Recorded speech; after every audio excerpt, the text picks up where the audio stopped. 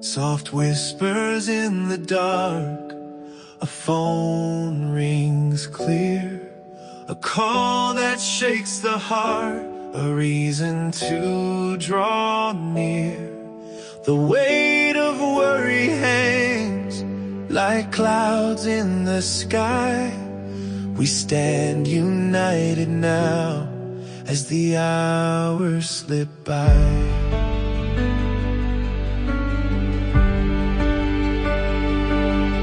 We just received the call, a name that brings a tear, a loved one missing, echoing our deepest fear. But from the shadows, strength begins to rise. With every pulse of hope, we'll light up the sky. Thank you all for coming and for being here today for this special occasion. We have David Ho's family here. They'll be coming up to say a few words as well. But this has been a couple years in the making, and we got a donation. Where's Mary? Where are you? We got a donation from the family whose house actually burnt down. And talking to them afterwards and things like that, they were extremely gracious to give us a donation to help us be able to purchase this drone. This is a $15,000 drone.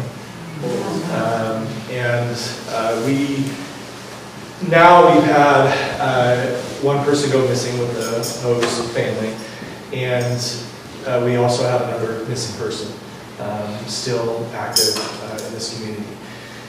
So we went this direction because of the first launchability that it's going to provide us. That once we hear of someone missing or another emergency that this can benefit us on, hazardous materials, wildland fires, boat rescues, water rescues, those types of things, we'll be able to launch this device immediately and get it into the air once we get that report.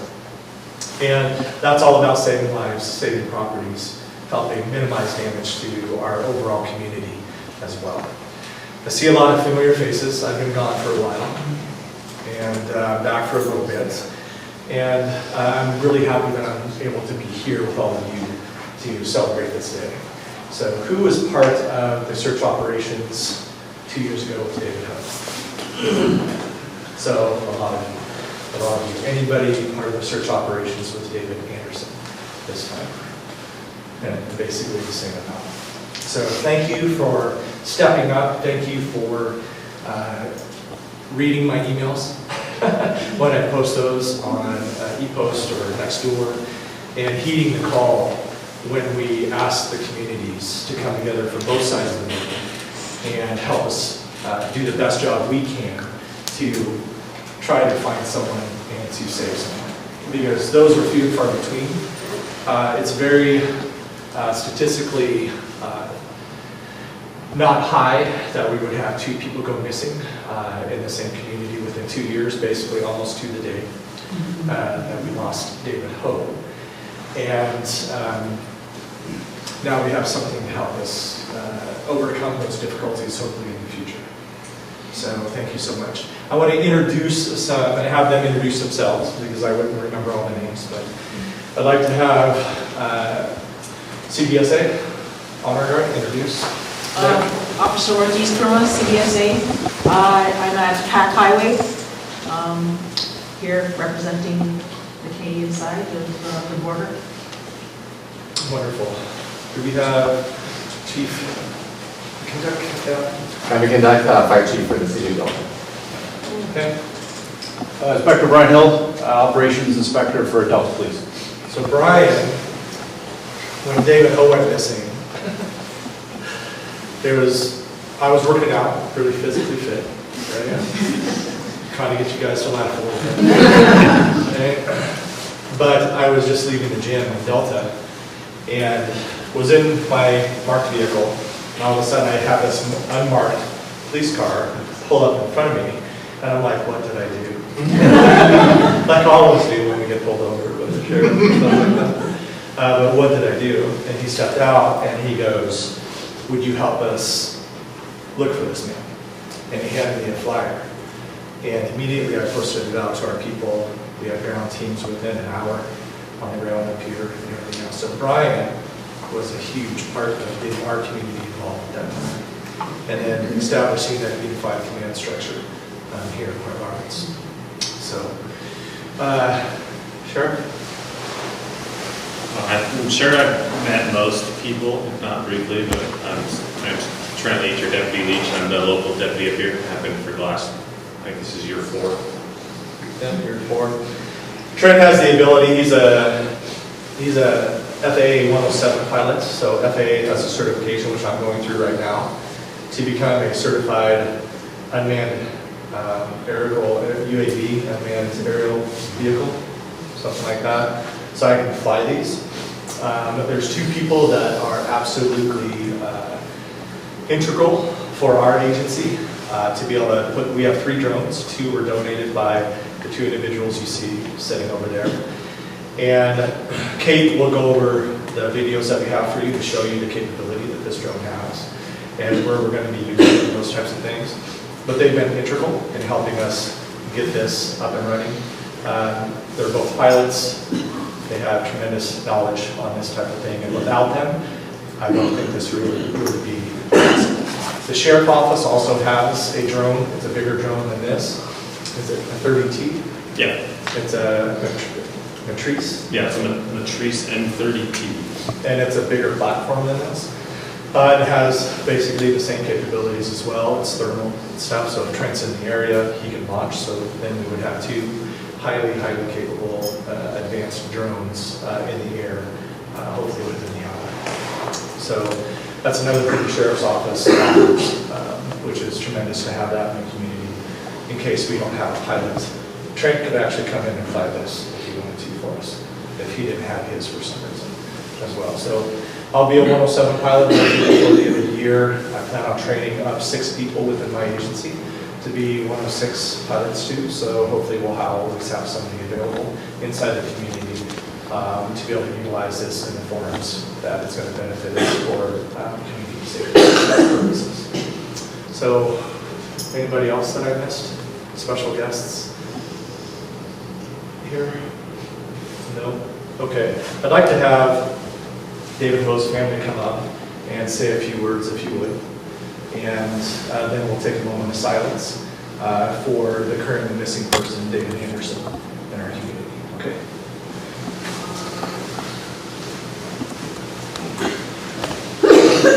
Hi everybody, I'm Angela. You probably recognize me from 2 years ago. I haven't been back to Point Roberts since then. This is my first visit back, and nice to see all the familiar faces. I just want to, once again, it's bringing back a lot of memories. What happened 2 years ago, and our family will be always grateful for this community, for everything that they did. So thank you, and I'm very happy about this drone. My family is, it's going to save somebody, and I'm sure that it's going to be put to really good use. And I'm going to make it brief. We want to thank the community of Point Roberts. It's like my second family, Point Roberts. 2 years ago, I went knocking door to door in so many houses, and I met so many people, and everybody was so helpful, and coming here every day, and, having the command post and everything. It was just unbelievable how everybody all came together. So I'm very grateful for that, and I want to thank you guys, really, once again, for everything that you're doing, and, thank you from the family.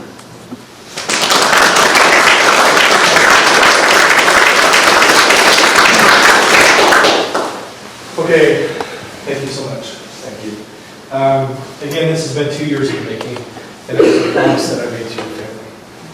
So I'm glad that we're able to overcome it today. I'd like to take that moment of silence for David Anderson, the individual who's still missing in our community, still holding out hope that we were able to find him well.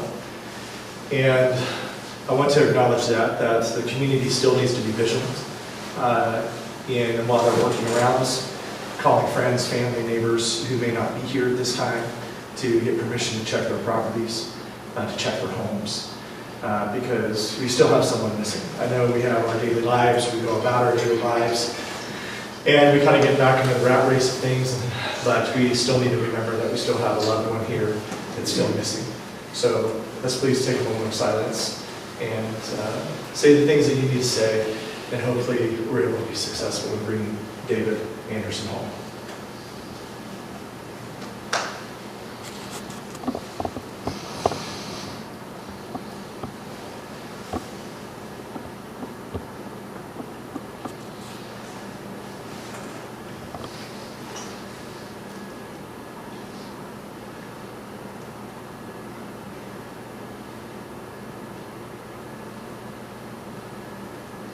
Okay, thank you so much. Thank you. I'm going to turn it over to Kate, and Kate's very, very technical, so I've asked her to bring it down a little bit so I can understand it as well.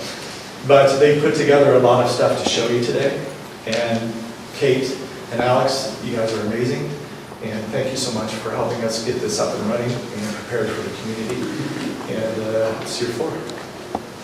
And again, I'd like to thanks for the donation that being able to get this particular one. We spent some time learning what we could do, what would have helped us in times past if it had existed. And this one just came out this year.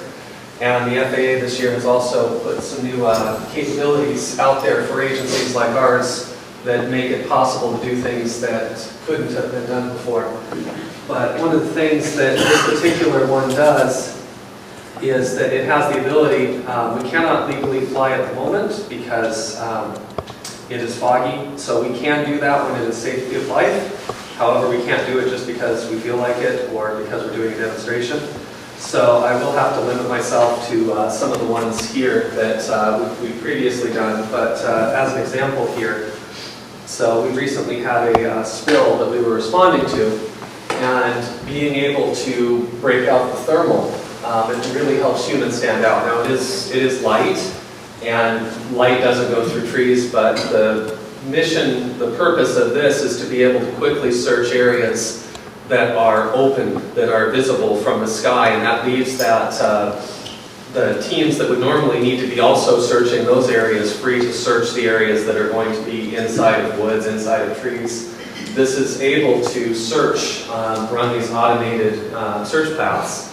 And in testing, it was able to do search an acre of open space in under a minute. So in terms of the image quality, so it actually is capable of flagging things. It detects humans and it knows when it sees something on its cameras. But this is from a relatively significant distance here. We were responding to a spill, and it allowed us to get in, it allowed us to get close and to see where that boundary was.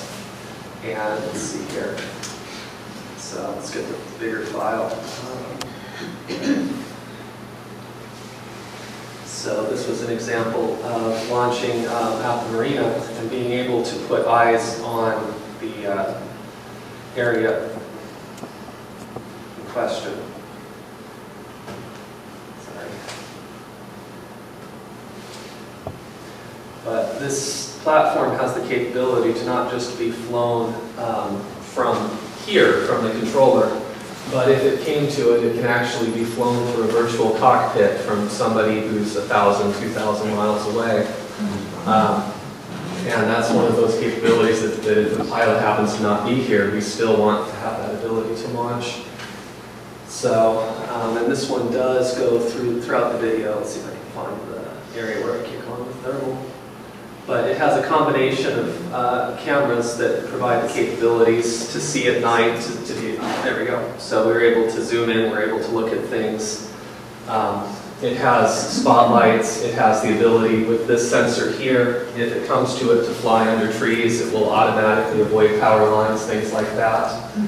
But this is the best, in my opinion, search and rescue drone that's available, and for this department to be able to have the resources to make that available it's a real force multiplier. So, but in terms of just basic capabilities, it's able to, that is from probably 100 feet away. We are able to, from here, get eyes on Lighthouse Park. It's about 2.5, 3 miles away, and we're able to see somebody clearly taking a picture of the lighthouse. We're able to see individual boats from here in the marina. And we previously used drones to identify location where, when we got a call for smoke, being able to just pop up and go, there it is. This one actually shows where every single house is, where every single road is, where all of the trails are. And so for search and rescue, that's very important. And with a single button there, you can flag and drop a pin, and the people on the ground are able to see on the map exactly where that pin is. It's able to find distances, so you can tell, you can point at the rescuers, you can point at a person, you can measure between the two, and go, that person is 300 feet south-southwest of your position. And it keeps track of everywhere that you've flown. We have the ability to export those maps and put them into StarTopo, which is the search and rescue platform that was used during both of the searches. And we're able to, by having this, whoever's operating it in contact with radio, if there's something they need to see, if there's something they need to look at, they're able to request it. We can send the imagery directly to the people in question. And so that was one here where I'm being asked a question about what's going on, and I zoom it out, I'm in the yellow there, and we were able to see what the defined boundaries in this case were of the oil spill, and we could see that putting our booms across there was the correct way to do it, and from the ground we just didn't have that same level of visibility. And so this is purpose-built for inspection and search and rescue. It doesn't do anything else. It's missing a lot of the other features that would be used for that. This is the best drone, in my opinion, for this purpose, and I'm glad that our department's going to be able to bring that to bear.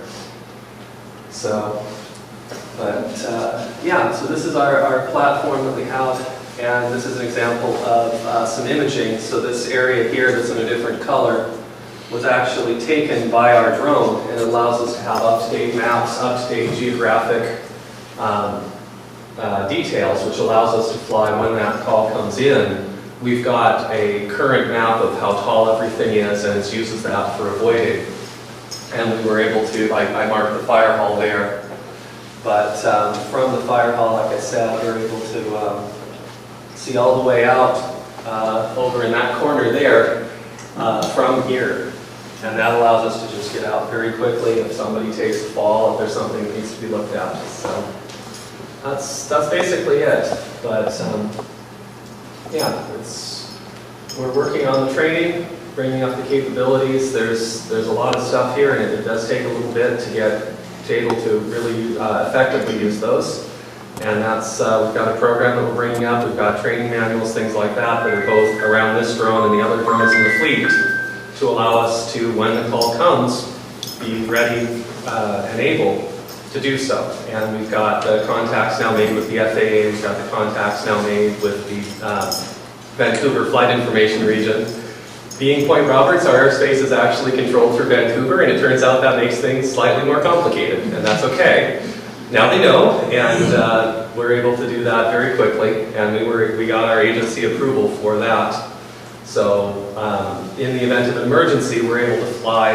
This thing, you can sit there and hit it with a garden hose. It does not care. We can fly in the rain. We can fly in freezing rain. We can fly in the fog with the infrared, and we're able to fly very low. The LiDAR is able to pick up things, anything bigger than 12 millimeters. And when it comes to brush, those props will eat through anything smaller than that. So we don't want to fly under canopies, but if we need to, that capability is there. And the ability to do search paths. So we have our map of every zone. We're able to pre-program those in here and hit search Charlie 1, and it will take off from here, fly over there, and with the new agency authorization, it's legal. We don't have to have somebody having physical eyes on the drone, because this has the features that are necessary. It's got a light that's visible from 3 miles. It's got the ability to detect aircraft and avoid them if they're broadcasting their transponder. And so from our standpoint, being able to quickly go in, and like an area like this here, the trees still have to be searched by people, but we can draw a box here, hit go, And as an example, let's see here, map task area, what was it? So this is, I don't know if we'll do this one. So this is an example here that I ran a simulation on. I was lying in the rain in the parking lot. 7 acres, searching linear space of 7,000 feet, 5 minutes, 54 seconds.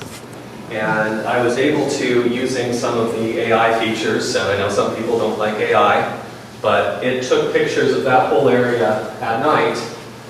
And let's see if I got the search still. I was able to just tell it I wanted to find a human, and it was able to find me in the open in about 10 seconds from all of the pictures that it took. So that's one that it's still limited by the laws of physics. Infrared does not go through trees any more than regular light does, but for the stuff in the open, this is our force multiplier to let us quickly search that and leave the ground team searching the areas that this can't search. So.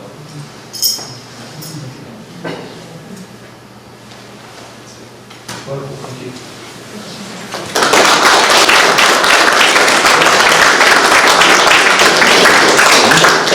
So there's this little synopsis. There's a lot of stuff to learn, a lot of things to put in place.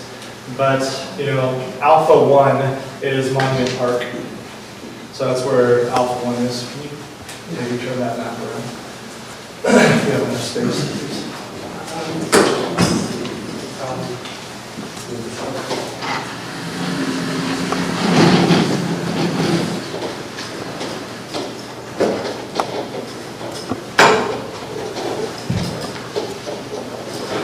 So we had this map built in order to help us when we have large incidents. And we have different magnets over here that signify different emergencies and issues and stuff like that. So if we have a fire somewhere, I can grab the fire magnet, I can put it up here signifying that we have a fire in that area. So when we have a unified command structure here, or just a regular command here, that we can start tracking things in real time. And so Alpha 1 is Monument Park up here. We can program that grid into our drone. We can launch it from the parking lot and it'll go search that grid. And way before we could even get up there and get boots on the ground, right? And again, it'll search all the, like the golf course is a huge area, right? Huge area, a lot of open space that we can search and we can look for those parties that may be in that open space. Again, when you're looking down at a tree is like, you don't see heat underneath the branches, right? Unless someone has a body part outside when we're going around that location that we can identify as a heat signature. So it does need heat to pick up, obviously, in the thermal mode. The object has to be warm for us to be able to identify. But this is the capability we're going to have for our little small community in Point Roberts. And you need to know what we are doing when it comes to our ability to serve this community at the highest level. Okay? Yes? I have a question. So you mentioned it needed heat. So does that mean it cannot detect a dead body? We can detect the outline, potentially, right? A person that may have expired, but it would not have a heat signature to it. So it would be a shadow type of a figure, but that takes very special eyes and a slow-moving drone to be able to do that. So we are able to look in both visible and infrared. In visible, it is able to, it has a person detection, and if they are lying, for example, on the ground, which is what I did out there, I lied down in the parking lot, it was able to spot me, both visible and infrared. Infrared, though, is based on heat. So if the temperature of the individual is the same as the ambient, it will not show up on infrared. And during the day, we have visible. At night, we don't have much visible. When it is really dark and overcast, we don't have that mechanism available. But during the day, we are able to pick up individuals regardless of their positioning. Yes? You said that in order to fly that thing, you need a pilot's license or certification You from do. the FAA? Yeah. Well, one is why, and two, if I went out and bought that drone, would I need that? above a certain weight. Yeah, and that's, so there's recreational flying, Right. there is business flying, and then there is public safety flying. So when we get our public safety license, we'll be responsible for training our own pilots. They will not be required to have their 107. This is considered normally because people are being paid, even if it's just a stipend, and because this is it's considered a business, we have to have what is a commercial drone flying license. So that is why, because, for example, chief is paid to be the chief, so that means that he has to have his commercial license if we're not operating under a public safety license. So we have that benefit of a public safety. Were you able to use the drone for David Anderson's search or? So I'll let Kate answer. It arrived a little later. It arrived, but the batteries did not. We were able to very briefly use this one. We used a different drone for the search for David Anderson, and the other drones are not quite as capable, so we did have to discontinue when it hit night.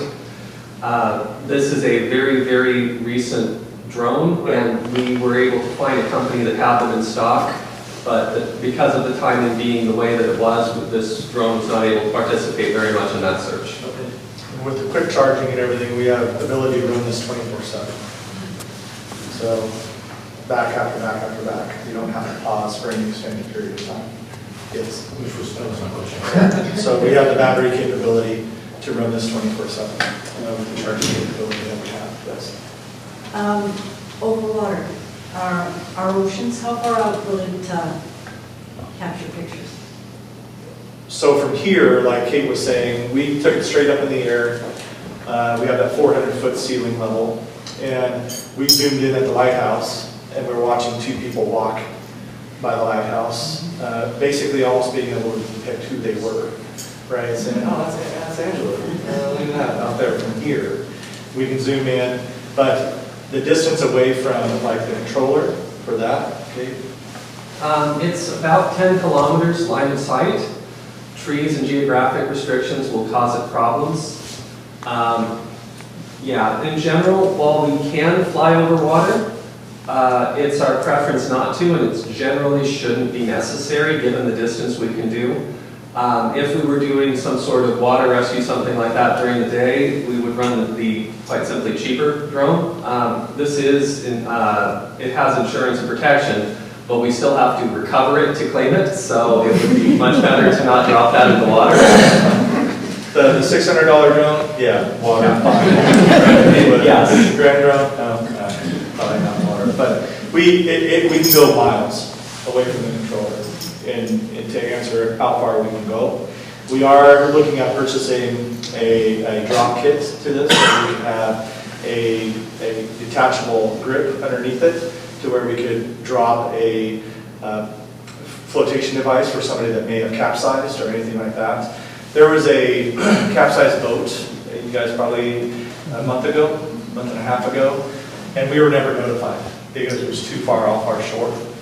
And we don't have a rescue boat to go, right? So the Coast Guard had to come, and one person perished in that, and another person did. But I was getting phone calls on, what did you guys do? How did you guys respond to that? And I'm like, I have no idea of what you're speaking of, because we were never notified, because our agency doesn't have the capability to go out that far. Now, my people have asked me to buy jet skis, and I will never see them if I buy jet skis. Only with binoculars, they're watching them skip across the water as they're training on the jet ski out there. But this may have the capability in the future, a very, very light load for the purposes of dropping a flotation device that can save somebody that would be in the water on a capsized boat. We do have kite surfers that go down and can't get back up. They're already wearing that flotation device. But being able to get eyes on them. We did have a person that was fleeing potentially law enforcement from the Canadian side years ago. They ended up down at Maple Beach. We could not see them at night. And we had to direct the hovercraft from Canadian Coast Guard over to where we were hearing their voice and stuff. But this drone would have been able to identify that person on the sandbar or in the water that they were, and be able to direct the Coast Guard more efficiently to them as well. We were able to bring them into the Delta Fire was involved in that as well. We were able to bring them into the shore and get them taken care of and everything else. But that's when we had no visibility by naked eye or even our little thermals. And this would be able to do an exceptional job in those cases. So it's just not about fire, it's just not about rescue, it's about, hazardous materials is another reason that we can utilize this tube for those purposes, but it has a full range or scope of practice for us. Yeah. Yes. I was just going to ask about, is there any audio capabilities of other broadcasting? Yeah, we do have a speaker that we can put on this, so we can put a speaker on it, and we would be able to speak or give direction to anyone that we were speaking to, like lay down on the ground, put your hands up. Do you have a speaker on yours? Not on my personal one, but the other ones do. Okay, so it has a huge spotlight that we can put on it that actually would light up the area that ground responders could be directed to from the sky. So we do have that capability. We don't have that purchased yet, but that's something that we could potentially add in the future. Speaker, spotlight. It does have a bottom spotlight, which is able to illuminate roughly 100-foot area underneath it. Yeah, and it's very bright. The flasher for aircraft, that's blinding on this little thing when you see it. So we might put some reflective material on it, as well. So if we hit it from a light, we'll be able to see it. But all the little lights it has on it, it's pretty evident where it is on a visual perspective. Yeah. So the collaboration between our brothers and sisters and family on the northern side and to us, being so geographically challenged, maybe should have been part of the Canadian country back in 1846. And I always say, if you want to give me 10 million US for my house, I'll be happy to sell it. And maybe a different flag. But our collaboration is crucial in these circumstances. And the Canadians did a great job on their side with their search teams and with their drones as well. I believe there was drones in the air. We had a Black Hawk up here, we had drones in the air, and in David Anderson's case, we just haven't been fortunate enough to find him yet. So, but the collaboration is something we need to work on constantly and consistently to, when needed, and we need that help from our northern brothers and sisters, that a plan is in place, protocols are in place. We don't have to try to get that permission from CBP or CBSA to get across the border that may hang us up in the valuable time that we don't have in some of these circumstances. So believe us, we had collaboration meetings going on with the previous port director here at CBP. That port director has moved on, so we have a new one. I'll be meeting with her come Tuesday, and hopefully we'll be able to restart those meetings of collaboration for natural disasters, for disasters in our community, for evacuation of this community over the border. All of those things have been discussed and are continuing to be discussed at my level. So please know that those are always in a workable state. Okay. Any other questions? What is the current status on the search? It has been suspended at this point. Will it be reinstated anytime soon? With credible information, potentially, yes. But it's about credible information, or if someone unfortunately does come across David Anderson, that hopefully he would still be alive. He might be, in a home that hasn't been searched at this point. That's always a possibility. And we have very specialized teams that have extreme capabilities in tracking people and people signs. And they came in from our federal agencies. And our search and rescue in Whatcom County, they had search and rescue from Surrey on the Canadian side that are capable of tracking human footprints, human signs, right? We had 3 dog teams come up that were cadaver trained, and that means they are specifically trained to find deceased individuals. And the positive thing is they didn't hit on anything, right? They didn't catch that scent. But on the negative side of that, we still haven't found baby.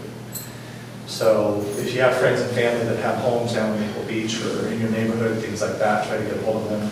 See if we have permission to go into their homes and see if David might be in one of the homes that hasn't been searched.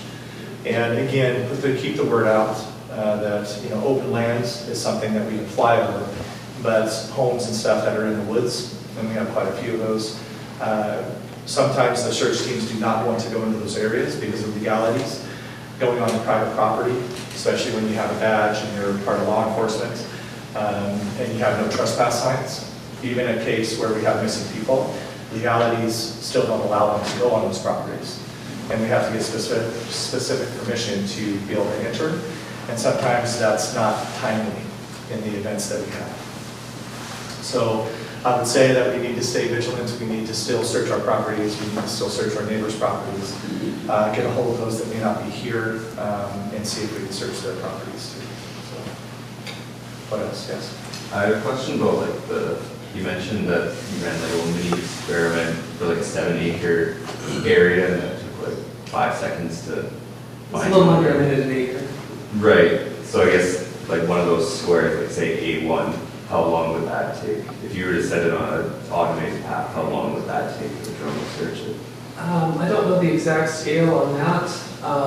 So the infrared is more zoomy than the visible. To do a visible light search over the whole area of point, excluding battery changes, was a little under 4 hours. To do a infrared search of the entire point, excluding battery changes, was like 9 hours, just given the difference between the two. So divided out by maybe 1/16 or something along those lines. But yeah, so we can search one of those squares pretty darn fast in the day. It's a bit slower at night. Realistically speaking, you're probably looking at an hour-ish a square if we're sitting there and have humans overseeing it. And we're also having ground teams going through those areas. And if there's no detection, then say like an open area like the golf course, for example, would you be pretty confident to like essentially cross that off your list of searching areas? Well, people can move, and people can move from open areas to non-open areas. So part of what you do with search and rescue is you try to quickly rule out a bunch of space as much as you can, and then you move on to more detailed searches. So you're working from most likely to least likely, things you can search faster to things you can search slower, and you try to work your way down. So every particular case is going to be different. If you've got somebody who you're expecting to look on a road, then the priority is going to be probably searching roads to start with. And if all we're doing is searching the roads, this thing is incredibly fast. If we've got somebody who's going to be potentially in the woods, it's going to be slower. And so you don't rule it out so much as you say, we've already searched this area at this level of capability at this time. And so if somebody's still going to be mobile and they're running around, they might come back to an area you weren't in. If somebody's hiding, then all bets are off. And you can't really count anywhere as searched. You just have, at this time it was searched. So it's just going to depend from case to case. And this has a sport mode, so it goes really fast. But it eats up batteries. And I think, did you, Trent? Yeah. Did you try it in sport mode? Yeah, mine's faster. His is a $30,000 drone. So, yes. This one isn't unlocked for that.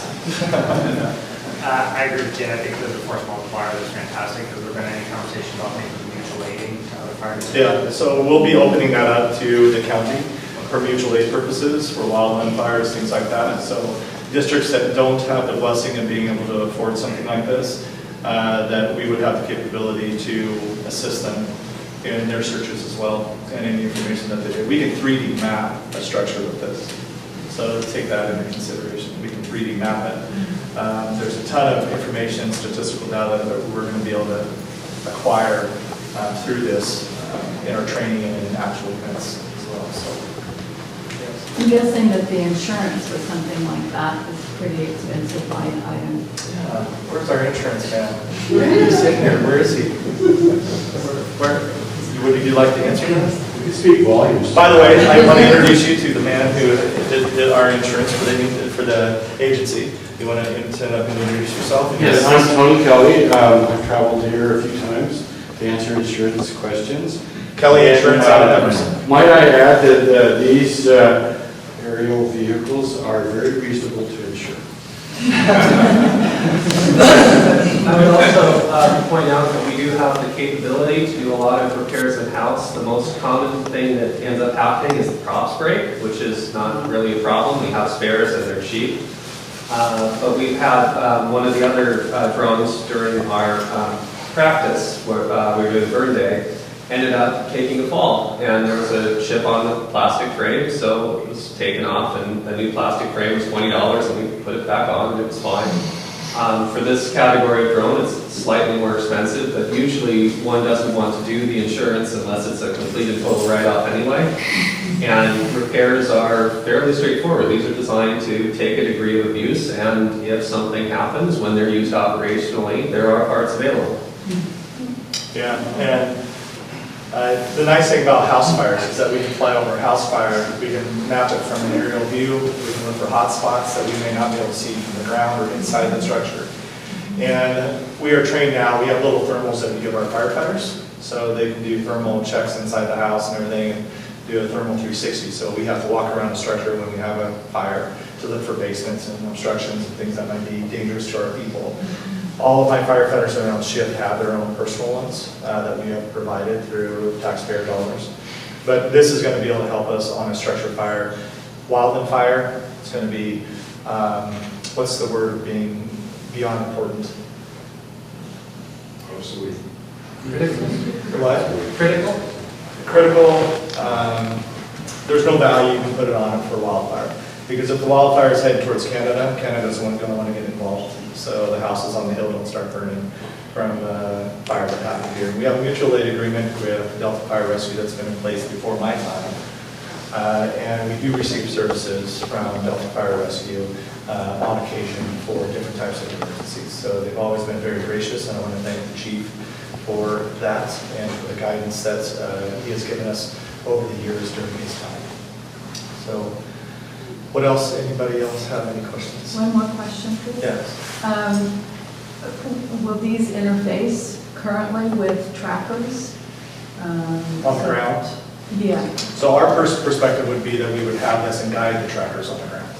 So like Kate said, we can set a point on a map and we can say, okay, this needs to be checked out. Whether we see somebody or we just see something that may be, right?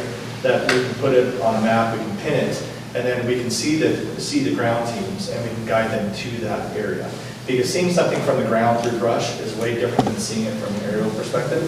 And sometimes you see all this brush in front of you and don't think anything's there. But from the aerial perspective, yeah, there's something that needs to be investigated further in there. So we can't necessarily communicate electronically with any teams on the ground. That's probably a capability that exists that we could outfit our CERT team with, right? And we would have that capability of being able to direct them through communications versus just the drone flying in the air and looking at them and saying you need to move 300 feet to the west. That's not actually the kind of tracker I was talking about, like an air tag. Okay. So that we could, put those in coat pockets and Yeah. shoes and so forth. So the air tags are something that I track my kitty around my yard, right? They don't work very well. Right, I track it around my yard. Yeah. There is a better device that's basically like an ankle bracelet for those that are in trouble, Yeah. but it's on the wrist and it takes 10 snips to actually cut it off. And those are things that if you are getting up in your age or you have an elderly person here in the community, we advise you to come talk to us or talk to the sheriff. Yes? The local program is called Project Lifesaver. Yeah. And so it's like a GPS, it's a trackable device that they wear, and we have like antennas, and we can walk out and like ping it and walk right to it. So it's like a directional ping. Yeah. That's kind of like, that's the county's version of it that they roll out. Yeah, and those are for people that, have the ability to wander off and do things that we would need to have that access to. So, do you know what they cost? I don't. So we can find out. We gave Chief Shields a bunch of brochures. Okay, so if you're interested in that, we can get you the information. Okay, even some days I may need one of those for myself purposes. But so these are the stickers. So what we're going to do is we're going to stick these little small ones on each side of the drone. And this is going to be dedicated to David Hill and to your family. So that's what we're going to do here. Anything else? Anything else? It's wonderful. I have 30 pizzas out in Hammond today. So I'm going to ask, we're not allowing anybody to go to the car. You have to make the transition through the ambulance bay, eat some pizza, take pizza home, do whatever you want. Have some pizza, but we have a lot of pizza, we have refreshments out there and everything else. Just to have people, stay for a little bit while longer, have those conversations, ask us, ask my team questions as well. And we're here for you every day, 365, 24/7. And we always do our best job to serve you at the highest levels. And in these circumstances, it's very difficult for us when we're not successful in helping bring somebody home yet. And we hope that day comes with David Anderson. So thanks everybody for coming. Can't thank you enough for your support and for allowing us to be here to serve you as a district, as a fire department. So thank you so much.